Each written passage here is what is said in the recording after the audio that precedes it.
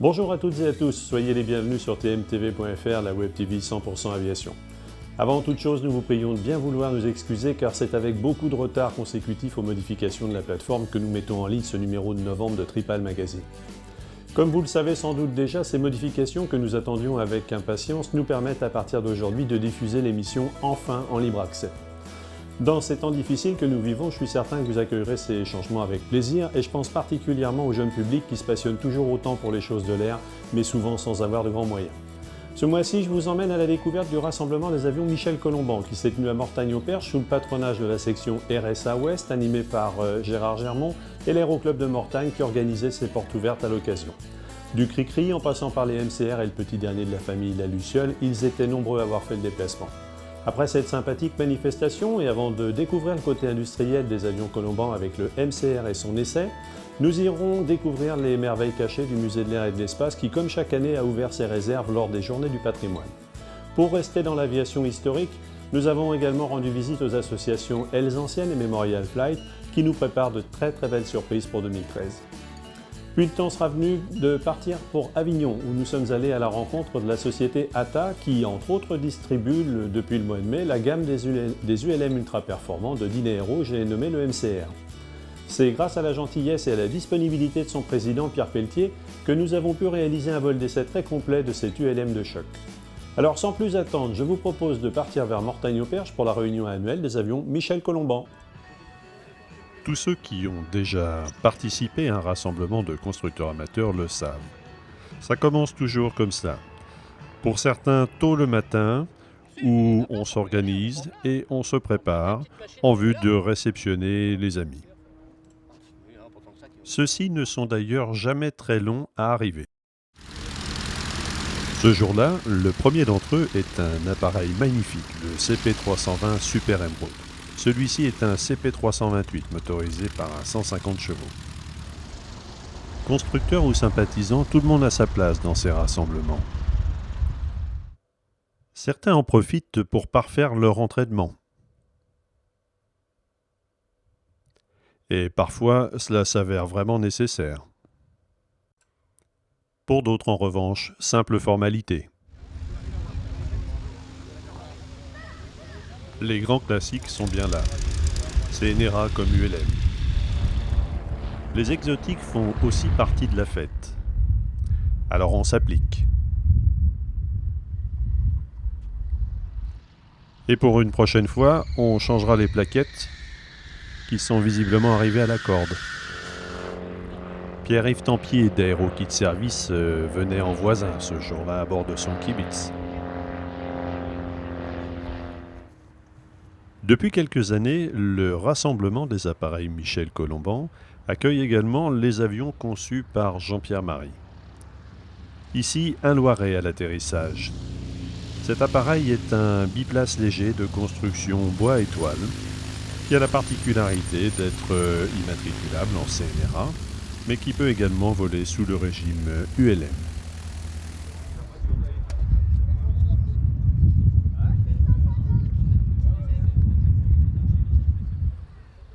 Puis vient le premier signe du rassemblement des appareils Colomban, avec ce très beau MCR de Dynaero.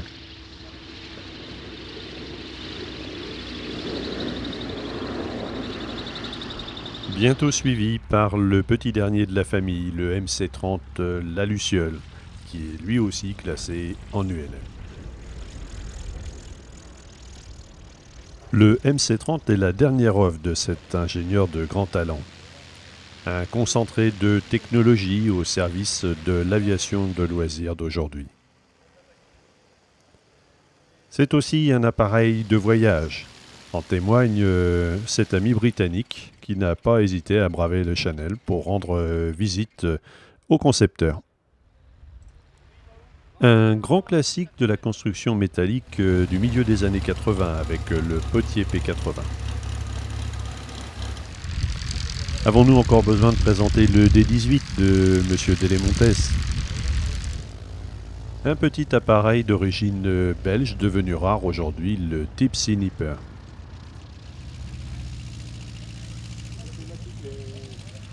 Les classiques font bien entendu aussi partie de la fête. Ici, un très beau NC 858 du milieu des années 50, magnifiquement restauré et entretenu par son propriétaire. Alors un autre grand classique, le Stampes V4. Celui-ci est remotorisé avec un moteur Lycoming à plat. Alors restons dans les classiques avec ce magnifique T6 qui est basé à Chavenay en région parisienne et qui ce jour faisait un petit crochet pour venir saluer les copains avant de se rendre en meeting à Grandville.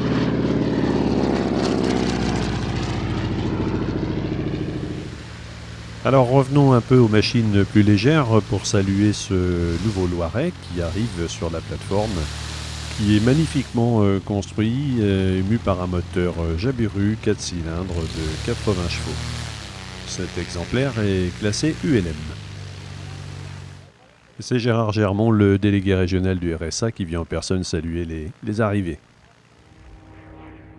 Tandis que le ballet des MCR continue, les biplaces, mais également le MCR 4S, le quadriplace de la collection. Alors nous laissons les derniers arrivants s'installer sur la plateforme et je vous invite maintenant à venir découvrir ou redécouvrir l'œuvre d'un ingénieur de génie, Monsieur Colomban, qui depuis 40 ans met à la disposition des constructeurs des machines formidables.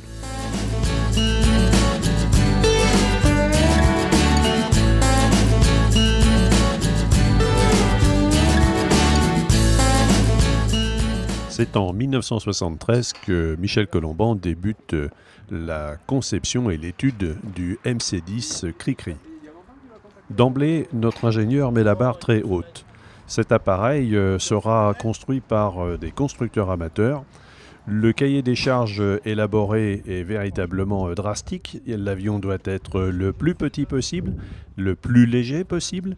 Il fera appel à une motorisation en prise directe avec des moteurs monocylindres tournant à des régimes qui sont en général pas coutumiers en aviation. Et de plus, l'appareil aura des caractéristiques semi-acrobatiques. Pour rester dans l'enveloppe de ce cahier des charges, Michel Colomban va innover.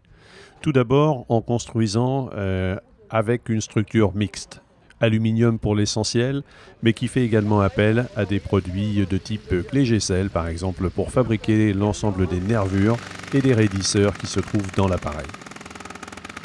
Ainsi, on obtient une structure qui est très légère et également très solide. Ce que beaucoup pensaient irréalisable se réalise pourtant. Robert Buisson met le prototype en vol et le Cri-Cri devient le plus petit bimoteur au monde à voler. Il fera d'ailleurs une impression extraordinaire lors de sa présentation quelques années plus tard à Oshkosh aux États-Unis, où dans le pays de l'oncle Sam, on connaît bien les avions et on apprécie les ingénieurs de talent.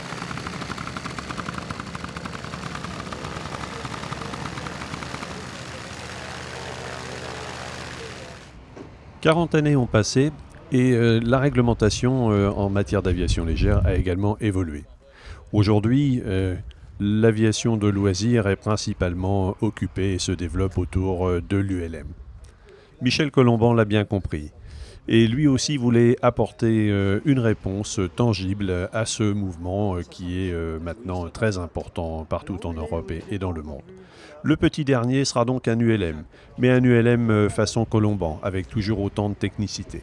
Le MC30 Luciole a pris la place du Cri-Cri sur la table à dessin, et Michel Colomban, là aussi, a amené un concentré de technologie pour produire une petite machine absolument incroyable, de 90 kg à peu près, à vide, motorisée par un moteur Bridge Stratton de 25 chevaux, le tout emmené à 160 km/h en croisière, et une petite machine toujours construite par les constructeurs amateurs.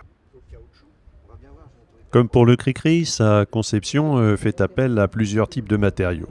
Michel Colomban est revenu vers le bois pour faire très léger, mais a associé également beaucoup de produits nouvelle génération, comme par exemple le carbone pour les semelles de longeron, qui permet d'obtenir de la solidité, bien évidemment, de la rigidité, mais aussi une grande légèreté. Reprenant ce qui a fait le succès du Cri-Cri et des autres machines conçues par Michel Colomban, la Luciole reçoit elle aussi des nervures qui sont en clé Gesell. Montée sur le longeron bois carbone, revêtue avec une feuille de contreplaqué et enduite de résine et de tissu de verre.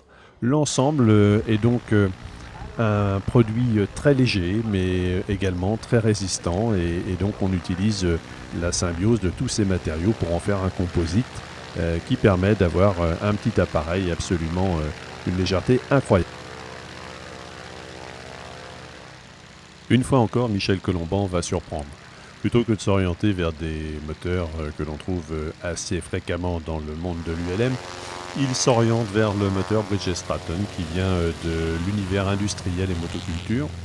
Ce moteur est ensuite bien entendu remanié à la sauce Colomban, dépouillé de tous ses artifices et entièrement réglé, reparamétré de manière à correspondre aux besoins de ce petit appareil. Le futur de l'aviation de loisirs façon construction amateur est à l'image. Je vous laisse apprécier les qualités de stabilité de la machine. Il ne faut qu'une centaine de mètres à la Luciole pour décoller et prendre son envol.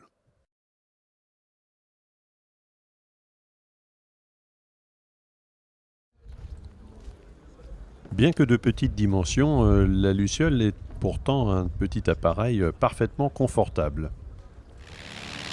Tous les gabarits peuvent trouver place à son bord, en respectant bien évidemment les fourchettes de poids. Rappelons que nous sommes dans le monde de l'ULM.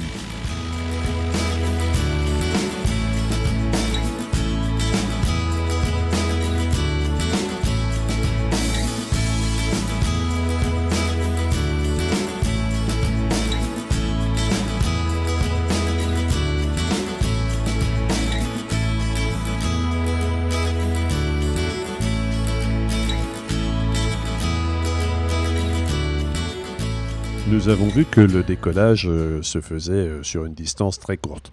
L'atterrissage également. La Luciole, bien sûr, en tant qu'ULM, respecte les 65 km/h de vitesse minimum. Mais on voit ici, sans les volets, que l'avion, finalement, ne prend que 200-250 mètres pour pouvoir stopper sa course complète. C'est donc une petite machine parfaitement utilisable sur de très nombreuses pistes.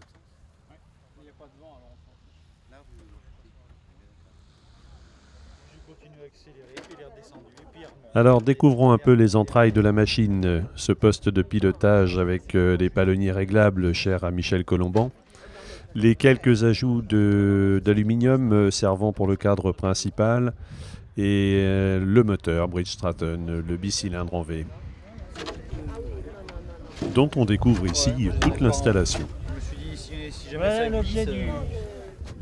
Comme c'est toujours le cas dans ce type de rassemblement, les constructeurs ou futurs constructeurs prennent toujours un grand soin à découvrir les techniques et les montages réalisés sur les machines qui sont en ordre de vol.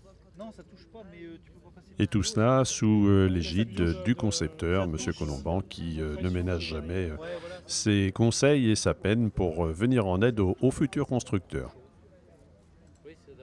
Questionné sur l'implantation du groupe motopropulseur, Michel Colomban nous révélait, non sans malice, que pour le tube de bâtimoteur que l'on voit présent à l'écran et qui fait 12 mm de diamètre par 1 d'épaisseur, le calcul mentionnait qu'un simple tube de 10 par 1 aurait largement suffi. En matière de conception, la plupart du temps, les concepteurs ou constructeurs reprennent des solutions déjà éprouvées sur d'autres machines. Avec Michel Colomban, c'est un tout autre discours. Chaque pièce a été pensée, calculée, pesée. Et c'est bien le secret pour obtenir de telles performances et de telles légèretés. Et c'est aussi, disons-le tout net, le sentiment de tranquillité que l'on éprouve à bord des machines Colomban une fois que l'on est en vol. Le rassemblement cette année aura permis de réunir, outre quelques MCR, 8 lucioles, dont une venait de Grande-Bretagne. ce qui démontre le potentiel de cette machine en matière de voyage. Un petit avion tout léger, dont les ailes sont démontables, qui peut se ranger aisément dans une remorque, mais qui sait également voyager dans toute l'Europe avec une vitesse de croisière de 150 à 160 km/h. Alors c'est le moment d'immortaliser tout ça, et pour ça, M. Colomban n'hésite pas à prendre un peu de hauteur.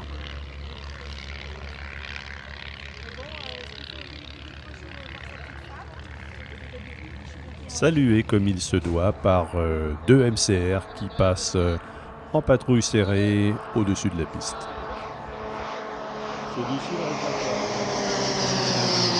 Et ces deux appareils nous amènent à parler maintenant du MC100 Bambi, qui est le précurseur du MCR.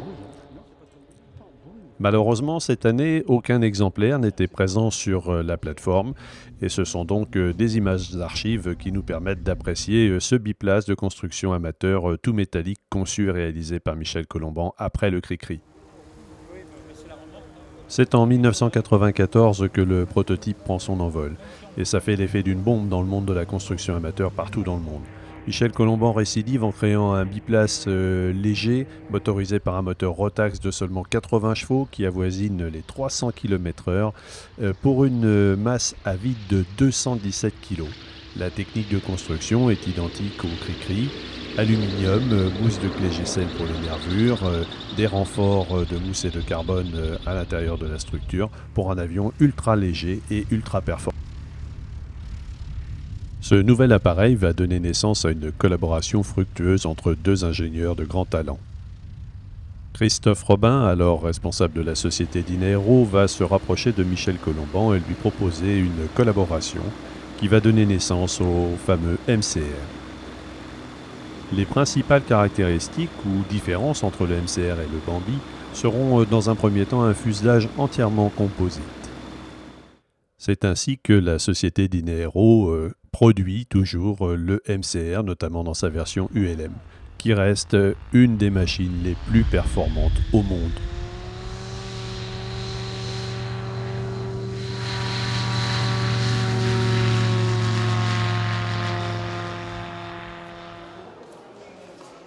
Alors, avant de retourner sur le tarmac pour voir l'ensemble des participants, une mention tout à fait particulière pour l'organisation, à Gérard Germont, le délégué RSA Ouest, ainsi qu'à l'Aéroclub de Mortagne qui organisait donc cette journée porte ouverte pour l'Aéroclub et ce rassemblement des avions Michel Colomban. Les participants étaient venus nombreux pour cette journée dédiée aux avions Colomban. On retrouve ici le premier de nos invités, le CP328. Super Emeraude, un avion conçu et dessiné par le regretté Claude Piel, lui aussi ingénieur de grand talent, qui a donné à la France et à toute l'Europe des ailes à partir des années 50 jusqu'à la fin des années 70, avec notamment la version ultime, le Cap 10, qui est un dérivé de cet appareil. Ici, un CP1310 de construction industrielle. La famille Jodel était également très bien représentée avec ce D18 issu du DC1, collaboration entre Jean Télémontes et Alain Cauchy à la fin des années 70, début 80. La version D20 qui est la version industrielle, disons-le, du D18, une version améliorée, produit en kit ou prêt à voler. De nombreux avions conçus par Henri Nicolier étaient également présents avec la série des Ménestrel monoplace, Ménestrel ou Super Ménestrel, ainsi que la version biplace, le HN700, qui est aujourd'hui encore le biplace bois étoile le plus construit en CNRA. Le Quercy, avion personnel de Gérard Germont, lui aussi un dérivé du Ménestrel. Et à l'atterrissage, un Vance RV9. Cet appareil entièrement métallique est de conception américaine. Il a été produit à partir d'un kit et superbement réalisé. La famille des appareils Vance sont des avions, somme toute, assez rustiques dans leur conception, mais tout est pensé pour la vitesse.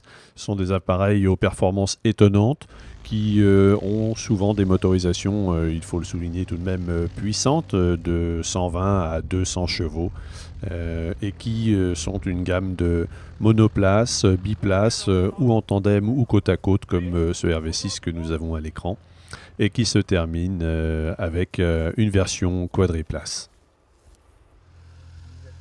Cette famille d'appareils s'est considérablement développée dans les 10 dernières années et plusieurs milliers d'appareils volent à travers le monde.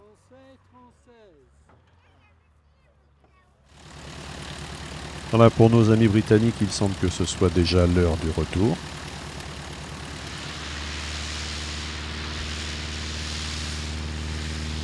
Et comme pour nous faire un petit clin d'œil par cette belle journée ensoleillée, eux qui sont habitués à être dans le brouillard, eh bien ils nous ont mis la piste dans le brouillard pendant 10 bonnes minutes avec ce très beau fumigène, voilà, qui a valu au suivant de couper le moteur et d'attendre un petit peu que le vent fasse son effet. Était présent également un très beau zénith conçu sur des plans Chris Hines. On reste dans la famille des appareils métalliques avec ce Lucas L5 qui est un tri-quadriplace, train classique et rentrant.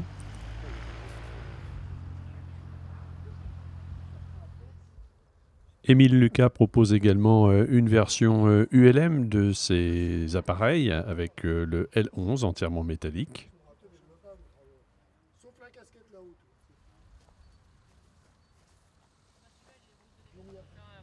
Alors, une réunion sans Jodel n'est pas vraiment une réunion.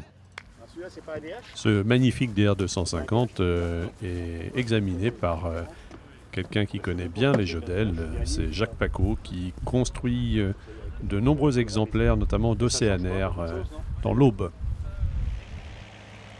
L'appareil avec lequel il est venu aujourd'hui est un avion qui a été construit par ses soins et une équipe de jeunes garçons regroupés autour d'une association que Jacques Pacaud fédère. Cet appareil n'a vraiment rien à envier à un avion de production industrielle. Je vous laisse apprécier le soin des finitions, de la peinture et des aménagements. On retrouvait également notre ami de ce matin qui cherchait à se poser, ainsi que la moto du ciel qui doit changer prochainement ses freins. Au décollage, l'APM Lionceau, qui est le seul appareil aujourd'hui français certifié à être construit encore dans l'Hexagone.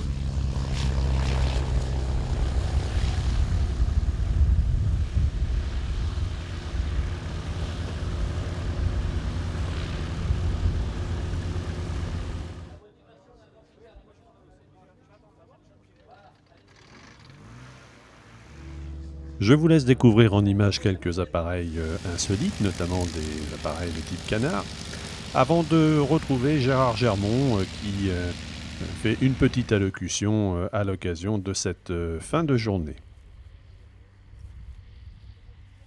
Et fera partie dans les annales de Mortagne d'un des plus beaux qu'on ait eu sur cette plateforme. Puisqu'on a eu cet après-midi quand même plus de 65 machines présentes sur le terrain. Donc je pense qu'on peut quand même être très content. Michel Colomban nous a quand même ramené un maximum de machines cette année, puisqu'on a 8 lucioles de groupées ici devant le club. Je pense que c'est quand même une très très belle réussite. Donc merci à Michel pour sa participation. Merci, comme dit Lionel, à la météo parce qu'elle était au rendez-vous. Et puis merci à mes copains de Rouen là, qui viennent depuis des années ici. Alors un grand bravo pour Gérard Germont et l'Aéroclub de Mortagne qui organisait cette magnifique journée qui s'est, comme vous le voyez, déroulée sous une météo très favorable. Mais toutes les meilleures choses ont une fin et c'était la fin de journée avec le départ des différents participants avec ici ce ménestrel HN700 biplace. Je vous invite, si vous ne connaissez pas ces rassemblements, à vous rapprocher de la fédération RSA qui vous donnera tous les plannings des manifestations régionales ou dans vos régions, En attendant de retrouver un peu plus loin dans notre magazine le sujet consacré spécifiquement au MCR, je remercie les organisateurs de nous avoir permis de tourner ces images et je vous amène maintenant à découvrir un nouveau reportage dans votre magazine Tripal.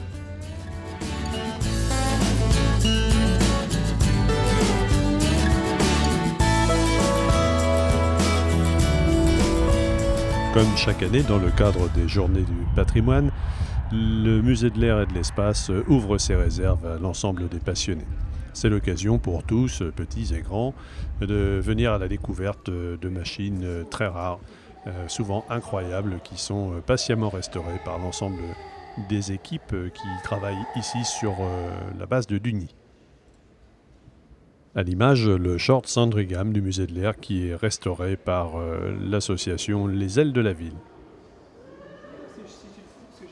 Dans le hangar du Sandringham se trouve un grand nombre de moteurs qui appartiennent au Musée de l'Air et de l'Espace, comme ce Daimler-Benz DB603 qui équipait les Messerschmitt 109 et Messerschmitt 110 lors de la Deuxième Guerre mondiale. Cette année, les visiteurs ont eu la chance de pouvoir monter à bord de ce Transal de l'armée de l'air qui était sur le tarmac.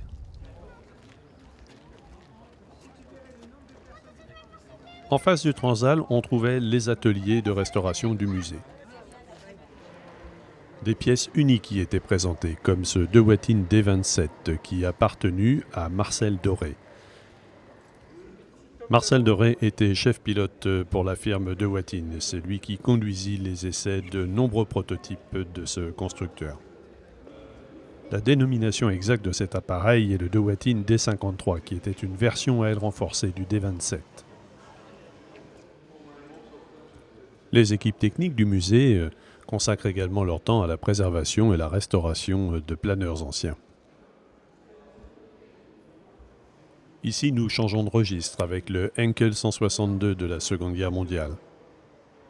Cet appareil, apparu dans les dernières semaines de la guerre, était motorisé par un turboréacteur. C'était un avion de structure mixte, métal et aile en. Dans l'esprit des dirigeants militaires allemands de l'époque, ce devait être l'avion du peuple, confié à des pilotes presque inexpérimentés pour aller affronter les pilotes de la Royal Air Force et de l'US Air Force au-dessus de l'Allemagne. Il a été magnifiquement restauré. Une autre machine de légende et ô combien historique, le Yak 3. Cet exemplaire historique est un appareil qui est revenu en juin 1945 avec le régiment Normandie-Niemen. Si l'on s'en tient à son historique, il s'agirait de l'appareil que pilotait Roland de la Poipe. Ce Yak 3 est vraisemblablement le seul exemplaire bon de guerre qui reste aujourd'hui en état dans le monde.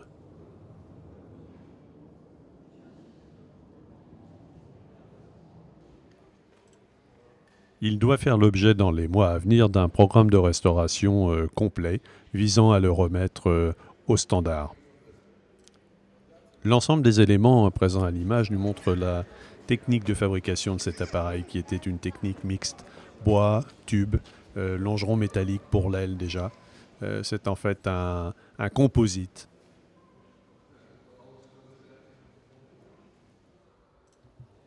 Le Yak 3 fut sans doute le meilleur chasseur pur de la Seconde Guerre mondiale, particulièrement à basse et moyenne altitude. Cet appareil possédait des caractéristiques de vitesse, notamment dans le plan vertical et de maniabilité, qui le rendaient incomparablement supérieur à tous les avions qu'il a pu affronter sur le front russe.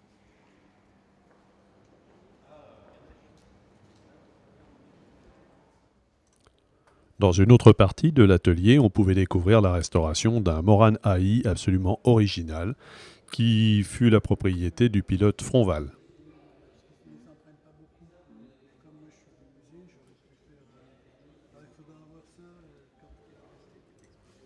Dernière machine présente dans les ateliers de restauration, ce planeur Avia 41.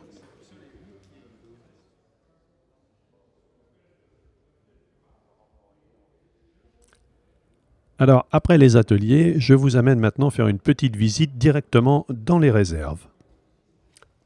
Ça commence avec ce très joli Potez 36 qui était un triplace de sport conçu au milieu des années 30.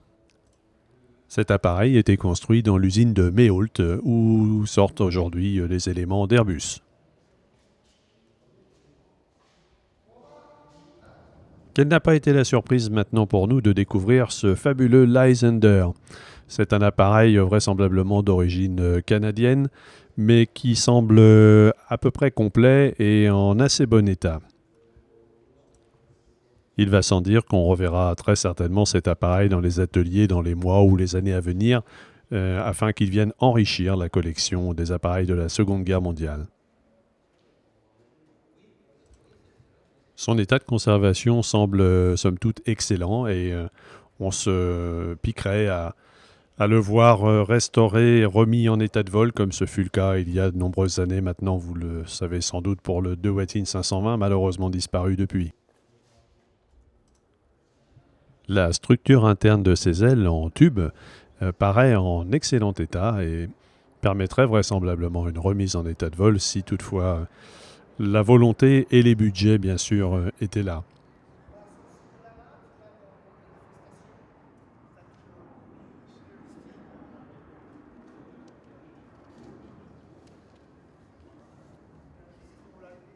Autre appareil de la Seconde Guerre mondiale, le Junker Trimoteur, version française Toucan. Ce vampire finit sa carrière opérationnelle dans les troupes d'aviation suisses. Le B-17 ex-IGN est aujourd'hui à l'abri, même s'il est sous une épaisse couche de poussière. Ce Douglas A-26 Invander a été merveilleusement restauré par les structures du musée. On aura sans doute l'occasion de le retrouver dans le hall consacré à la Seconde Guerre mondiale.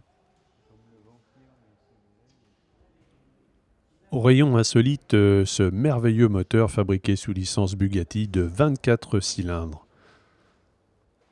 Ses dimensions, près de 2,50 m de haut et son poids, 1 tonne, étaient très impressionnants. Les réserves du musée de l'air et de l'espace, c'est aussi et malheureusement des appareils dont le stockage ne peut être fait autrement que dehors à l'air libre. Aux côtés des équipes du musée de l'air, on trouve sur la base de Duny 2 associations. La première, l'association Elles Anciennes. Cette association restaure pour son compte et pour le compte du musée de l'air des moteurs, de très nombreux moteurs, mais également des cellules d'appareils pour l'exposition statique. Elle possède un atelier moteur très conséquent dans lequel on retrouve des pièces véritablement très rares comme ce moteur Lorraine. 12 cylindres en W. Cet exemplaire va servir de moteur didactique pour être présenté ensuite dans les halls du musée de l'air. En Yougoslavie ou quelque chose comme ça. Et là, il y a son frère, c'est le même exactement. C'est un don. L'équipe qui dirige l'atelier mécanique de l'association travaille parfois sur des modèles de moteurs très rares, comme ce Gnomeron, modèle 14M qui équipait les Potez 630 et Potez 6311 de l'armée de l'air française pendant la campagne de France de 1940.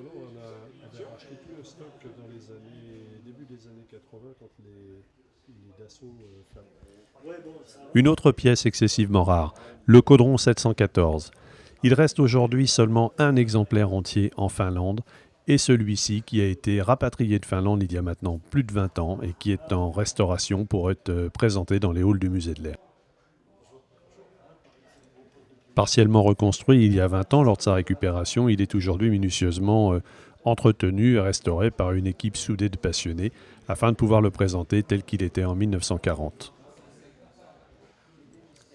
Encore une pièce unique, le baroudeur, seul de son espèce à avoir survécu, qui fut récupéré dans un parc à ferraille à Cazaux où il servait de cible.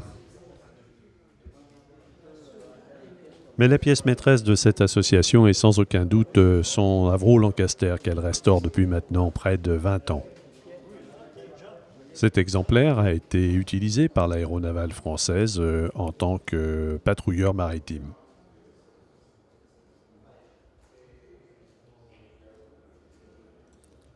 Il y a un peu plus de 20 ans, les membres de l'association, par l'intermédiaire de son ancien président, Jean-Marie Daniel, aujourd'hui décédé, a mis en œuvre toute une série d'actions afin de récupérer cet appareil, de pouvoir le ramener en France et le restaurer. Bien sûr, c'est un combat de longue haleine, mais la restauration du Lancaster est quelque chose d'incroyablement compliqué.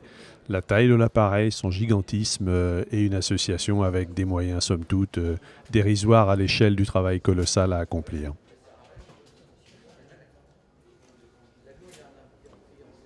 Quoi qu'il en soit, à force de patience et de persévérance, les membres de cette association ont réussi à préserver la machine et la restaurent pour lui redonner vie à l'état bien évidemment statique. La partie arrière du fuselage comme la partie avant sont maintenant pratiquement entièrement restaurées. Le travail porte, comme vous avez pu le voir, sur le plan central de l'aile, sur le stabilisateur que l'on voit ici à l'image de profondeur, et également sur les plans d'aile extérieurs qui seront restaurés un peu plus tard. Les moteurs de l'appareil ont enfin été restaurés et sont dans un état de présentation statique parfait.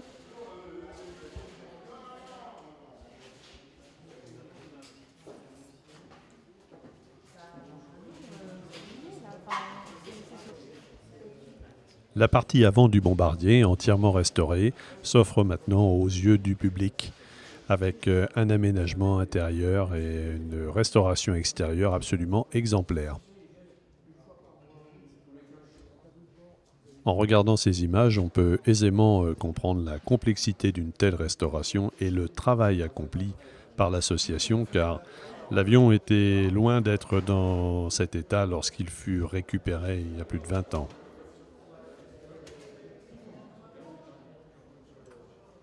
Le cockpit a en tout point été restauré de façon conforme à ce qu'il était durant sa carrière opérationnelle.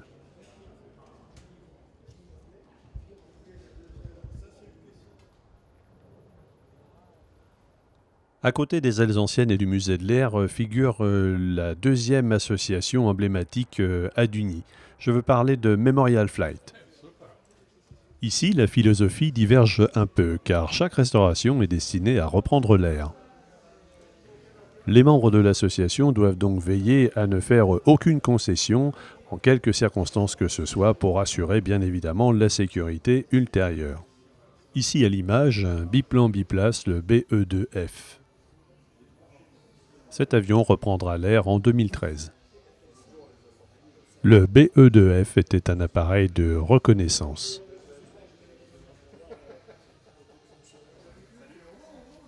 Autre merveille dans les ateliers de Memorial Flight, ce magnifique LVG. Cet exemplaire a été entièrement reconstruit d'après les plans tirés du modèle original que possède le musée de l'air et de l'espace. En restaurant l'original, toutes les cotes ont été reprises afin de redéfinir les plans de cet appareil de 1915. Lui aussi revolera en 2013. En même temps que sur les cellules, l'association travaille également à la restauration et la remise en état de vol de moteurs d'époque. Pour l'armement, on se contente de facsimilés. Alors, après le LVG et le BE-2F, ce sont deux Albatros D5 qui prendront place sur les chantiers de l'association. Eux aussi sont destinés bien sûr à revoler. Ceux-ci sont déjà bien avancés, leur structure ayant été entièrement réalisée, les ailes sont construites, mais il restera de très nombreuses heures de travail avant de pouvoir espérer revoir là aussi ces fabuleuses machines reprendre l'air. On peut voir sur ces images l'extraordinaire travail fourni encore une fois par cette association qui vise le sans compromis et qui nous fait à chaque fois rêver avec des machines extraordinaires. Quel travail, vraiment bravo messieurs.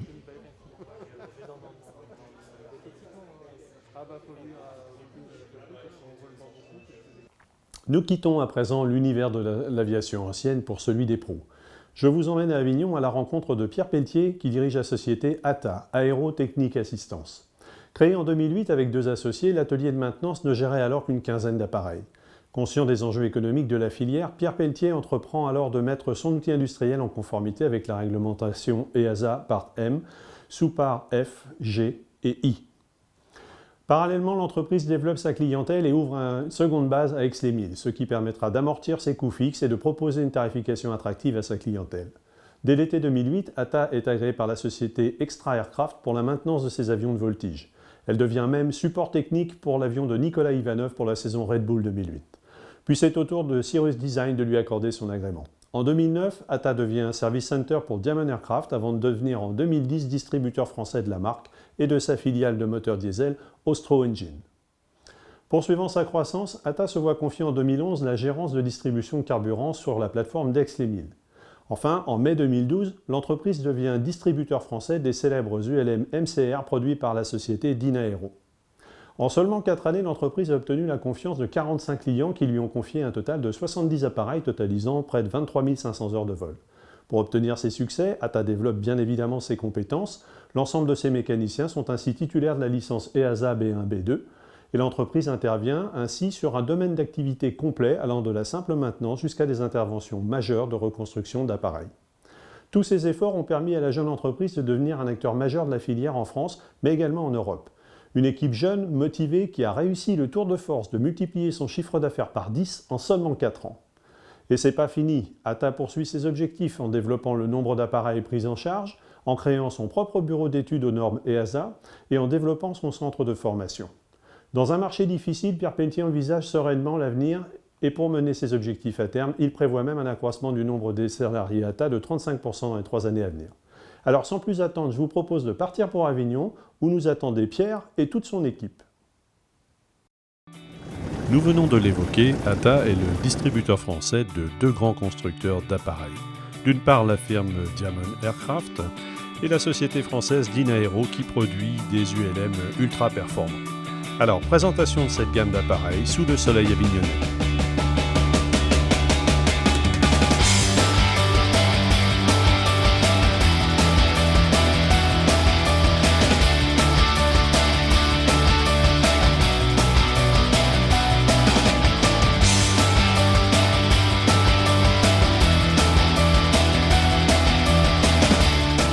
Pour commencer, je vous propose de démarrer avec les 2 produits phares de la gamme Diamond Aircraft.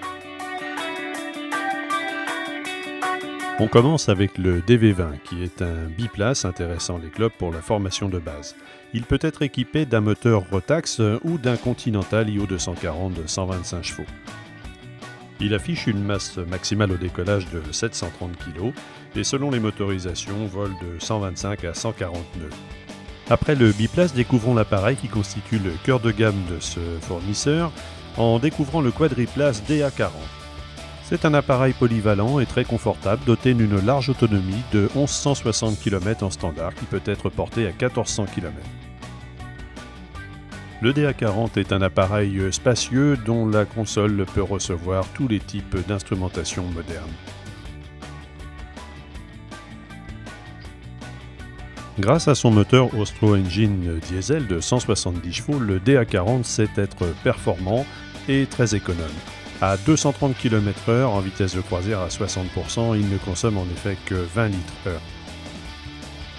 Cette consommation tombe même à 18 litres/heure pour la version turbo-compressée.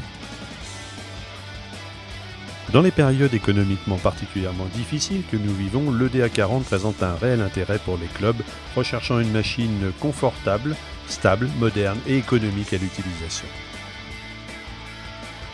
Aux côtés des appareils Diamond Aircraft, ATA est également distributeur français des produits Dynaero. Nous vous emmenons maintenant à la découverte de cet ULM extraordinaire qu'est le MCR.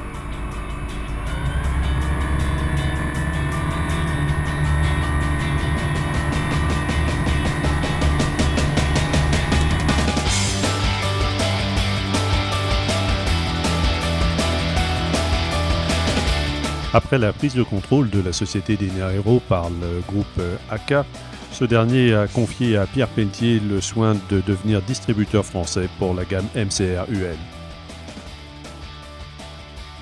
Directement dérivé du MC100 de Michel Colomban, l'étude du MCR débute en 1994. Le premier vol a lieu en 1996. Contrairement au MC100, le MCR bénéficie d'une technologie de fabrication composite carbone. L'appareil sera alors commercialisé sous forme de kit et vole sous régime CNRA puis CNSK. Immédiatement après sa commercialisation, Dynaero entreprend la mise au point du cahier des charges de la version ULM répondant à la norme FAI. Le premier vol a lieu en août 1997. Cette version tout carbone présente une aile optimisée, avec des volets à double fente qui lui procurent un rapport vitesse maximum sur vitesse minimum supérieur à 4. Il est distribué sous forme de kit et vole à ce moment-là sous régime CNSK ou clé en main dans le registre ULM. Présentant une envergure de 8,24 m pour une surface à l'air de 8,13 m qui lui donne une charge à l'air élevée, garant d'un bon confort en air turbulent comme nous avons pu le vérifier nous-mêmes. C'est un appareil confortable doté d'une cabine spacieuse de 1,12 m de large où mon 1,90 m n'a pas eu de mal à s'installer confortablement grâce au palonnier réglable, il faut le souligner. Mais le plus incroyable reste le devis de poids de cette extraordinaire machine. À vide et en équipement standard, le MCR ULC ne pèse que 230 kg et 270 kg full option avec un parachute BRS. Il peut être équipé au choix de moteur Rotax 80 ou 100 chevaux, mais également du moteur Jabiru 80 chevaux. Équipé le plus souvent du Rotax, il offre des performances absolument incroyables. 250 km/h au régime de 75% avec le 80 chevaux et une vitesse de croisière qui passe à 270 toujours à 75% et tout cela au niveau de la mer. Tout ce beau programme avec des consommations contenues entre 17 et 21 litres. Au niveau 110, les vitesses augmentent légèrement tandis que la consommation tombe aux alentours de 15 litres. Avec le 100 chevaux et une pas variable, le MCR décolle en 110 mètres et affiche un taux de montée initial de plus de 2000 pieds minute. Alors à ce stade, on se demande bien ce qu'il reste encore aux avions légers traditionnels. Alors si vous désirez vous aussi découvrir cette extraordinaire machine, aucun souci, prenez contact avec Pierre Pelletier ou Grégory qui se feront un plaisir de vous faire essayer la machine et de vous la présenter dans tous ses détails. Pour ça, une seule adresse, ATA, Aéro Technique Assistance.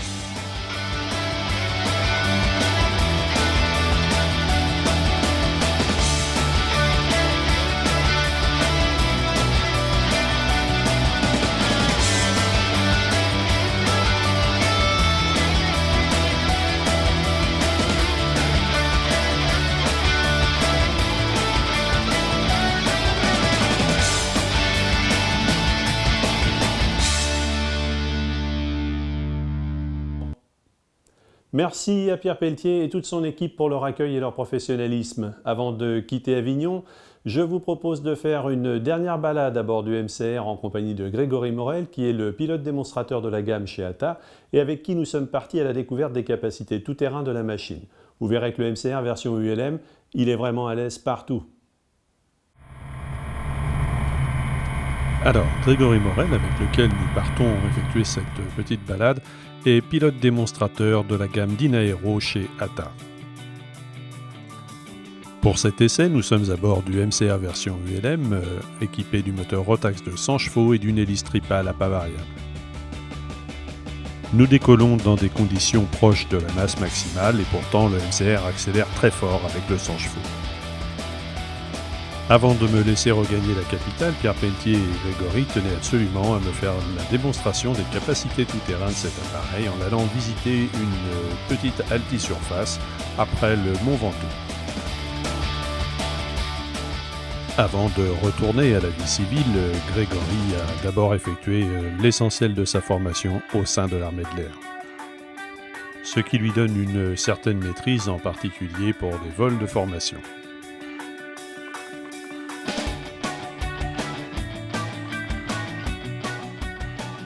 Grâce à sa charge à l'air qui approche les 58 kg au mètre carré, le MCR est particulièrement stable en vol, même en conditions turbulentes.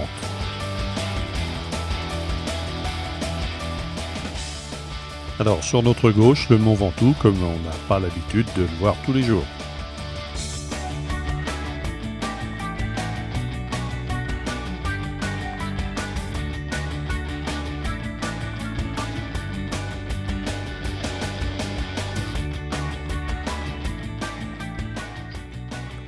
A noter encore une fois l'excellente stabilité de l'appareil, ce malgré le relief qui occasionne bien évidemment quelques turbulences. Le MCR est une petite machine véritablement bourrée de qualité. Ses commandes sont d'une très grande précision et c'est une machine véritablement très agréable à piloter.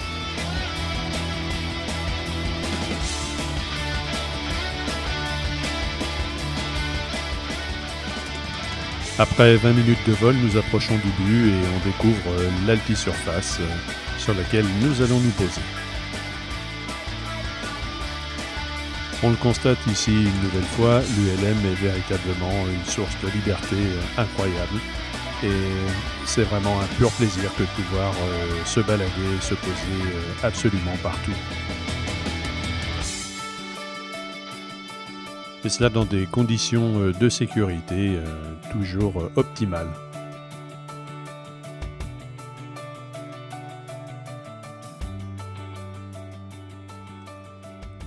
Alors Pierre et Grégory avaient raison, faire une pause casse-croûte dans les contreforts des Alpes de Haute-Provence en étant parti de Paris le matin était vraiment très très sympathique. Je vous laisse apprécier le paysage.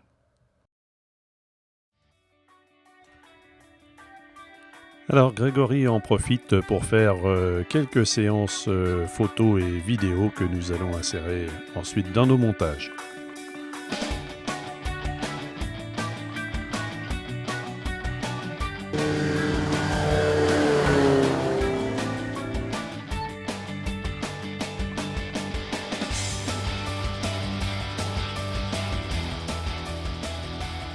Le MCR, on le voit ici, est véritablement un jouet qui permet d'aller partout très vite avec une vitesse de croisière très élevée, 250 km/h avec un 80 chevaux, 270 avec un 100 chevaux.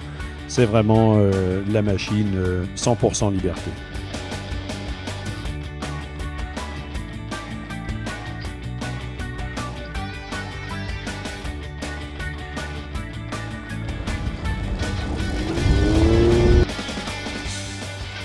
Alors après cette pause détente fort sympathique, eh bien, il va être temps pour nous de regagner Avignon. Et tout le monde se remet en ordre de vol.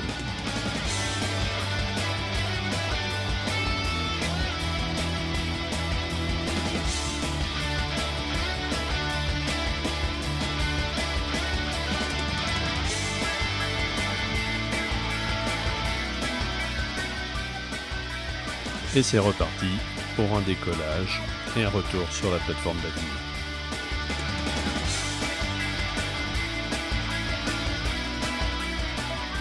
Pierre-Antoine est seul dans l'appareil de tête, il est donc légitime qu'il prenne un peu d'avance au décollage. Mais même avec deux personnes à bord, vous voyez que dans les conditions tout-terrain, le MCR décolle très court et on va très vite refaire notre retard sur Pierre-Antoine.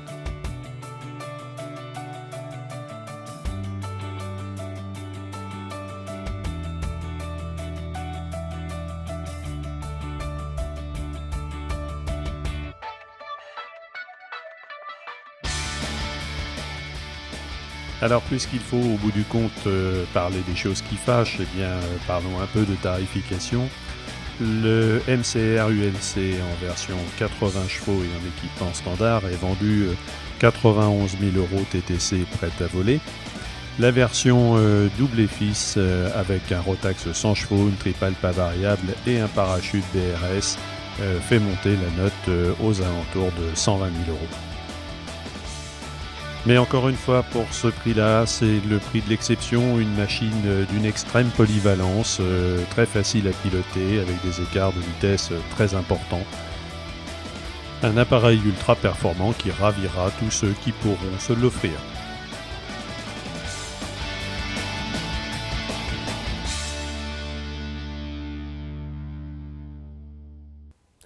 Voilà, notre émission touche à sa fin. Je tiens à remercier toutes celles et ceux qui ont permis la réalisation de ce numéro.